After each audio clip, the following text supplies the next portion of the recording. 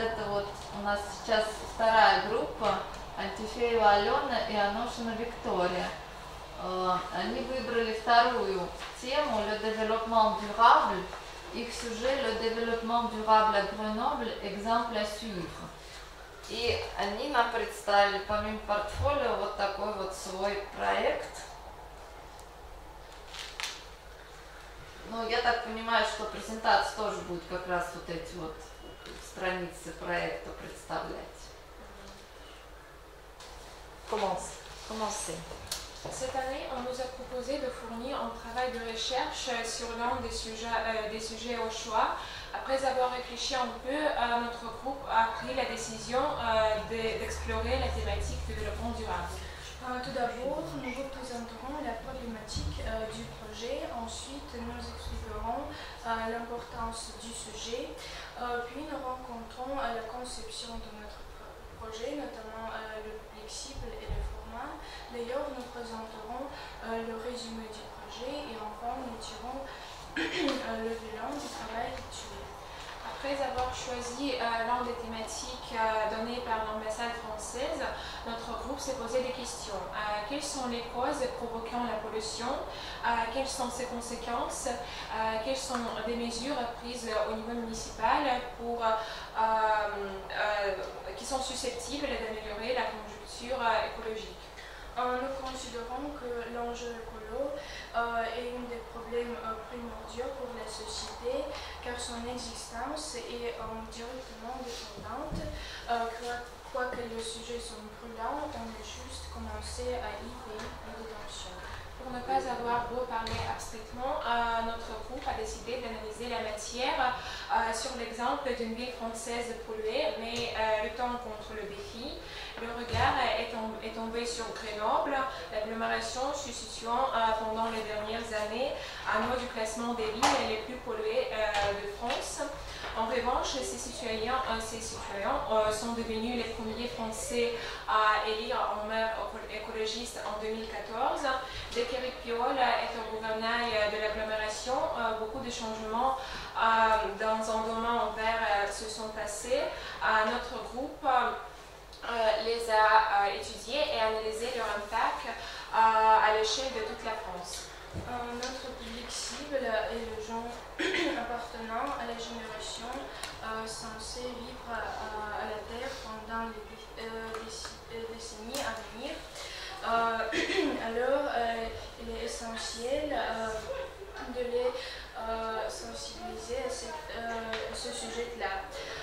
D'ici provient le choix du format du produit final ayant l'objectif de passionner le public.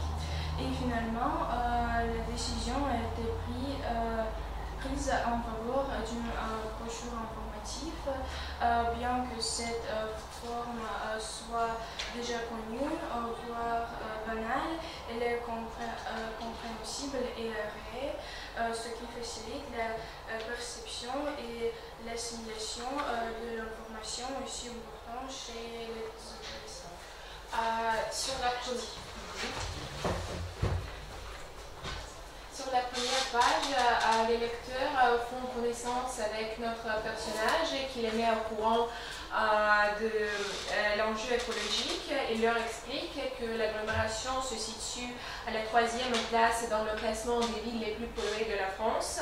Ensuite, Archibald précise que les mouvements écologiques sont présents depuis très longtemps. En revanche, les activités les plus performantes ont lieu dès qu'Éric Piolle a été élu. Après avoir parlé des causes, des conséquences, des mesures prises pour diminuer la pollution et de la particularité de cette région les pics de pollution, Archibald résume l'influence d'une aventure grenobloise sur la France en général. Grenoble est un exemple inspirant de suivre car la qualité de vie de ses citoyennes a amélioré en 6 ans dans sa passion et dans le domaine écologique. Plus précisément, la ville est mieux aménagée à cause de l'augmentation des pistes cyclables et à cause de la suppression pollution des panneaux publicitaires. L'air est devenu plus supportable et le repas se transformait en ville. Ce qui est le plus précieux, c'est la part des politiques vertes augmentée. Cela dit que le mouvement vert devient en plus en vogue, ce qui est susceptible de sauver notre planète. En France, si les politiques sont conscients par rapport à l'écologie et les jeunes y sont sensibles aussi, l'humanité aura plus de chances de vivre sur la Terre pendant plusieurs siècles à venir. Alors, Victoria, c'est qui? Donc moi j'ai la question sur ces panneaux publicitaires. Vous parlez que ça pollue aussi un peu l'environnement. Alors expliquez s'il vous plaît comment ça peut empêcher. C'est mauvais pour la ville.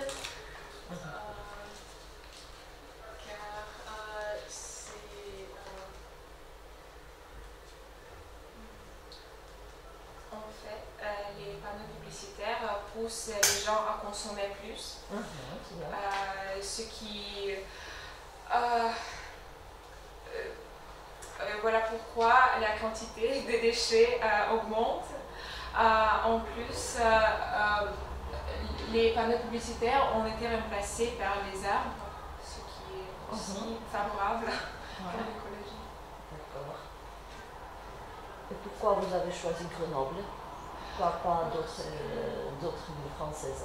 Parce qu'en 2014, les gens de cette ville ont élu une maire écologiste. Et il a pris des mesures pour améliorer l'écologie de cette région. D'accord. Антон Валентин, у вас будет вопрос? Est-ce que dans notre ville, on peut remplacer ces panneaux? Qu'est-ce qu'on peut faire à Toula pour changer la situation écologique? Vos propositions? Je pense que notre gouvernement doit améliorer le transport en commun et il doit faire des usines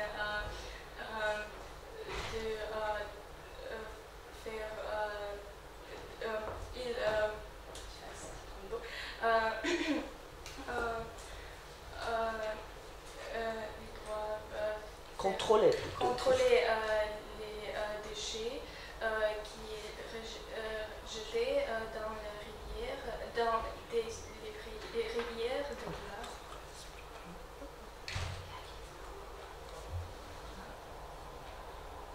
Et encore, qu'est-ce qu'on peut aménager? On pourrait aménager les pistes cyclables pour favoriser l'utilisation des bicyclettes, pour diminuer les émissions de CO2 qui sont provoquées par l'utilisation des véhicules personnels. En plus, on pourrait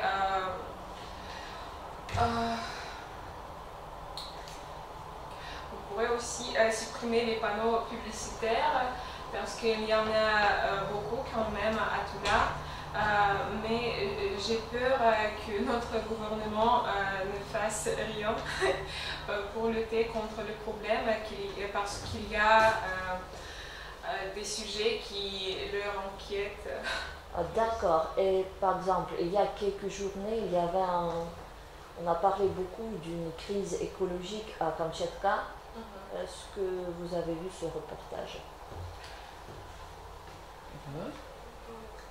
Vika? Oui. Il nous semble que les produits de pétrole ont été rejetés dans l'air. C'est pourquoi les animaux de mer sont morts. Mais on ne sait pas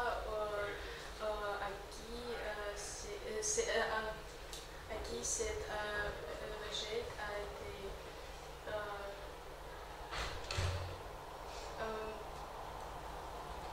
responsable. Oui, qui est responsable pour ces...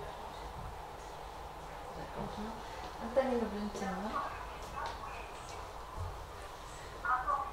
Sur vos propres petits gestes écologiques, qu'est-ce que vous, personnellement, faites comme un bon petit geste écologique?